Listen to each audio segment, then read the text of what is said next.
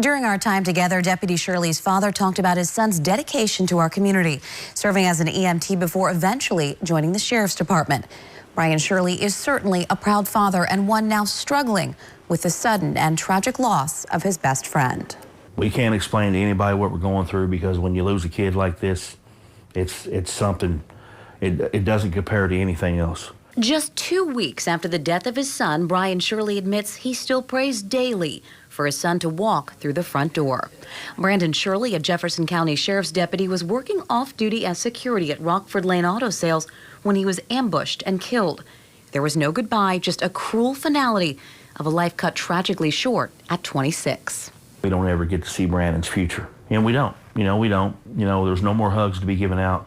No more kisses on my son's cheek. That future, according to his father, likely would have included children. He and his partner of 6 years had just begun talking about adoption. And Shirley planned to continue his career in law enforcement with the goal of joining the ATF.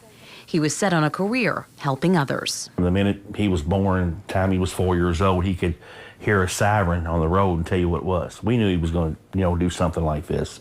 Wasn't going to be any stopping him with it. That career started as an EMT in Louisville. Here he is rushing off to answer a call. 2 years ago, he joined the Sheriff's Department, and he was the first to rush out of the courthouse when shots were fired at Jefferson Square Park. He tried to save the life of Tyler Girth. He was that guy. I mean, he went above and beyond for people to make sure they were comfortable, they were helped. It's why Shirley can't imagine why his son was targeted. Police recently released a photo of what's believed to be a 2002-2005 GMC or Chevy involved in the murder. But so far, no arrests. And that's made an impossibly difficult time even harder. Do is ask the public and ask everybody that if you know something, please help us. I don't know what else to say to them. And until there's answers, Brian Shirley says there can never truly be closure for his family. I'm Lauren Adams, WLKY News.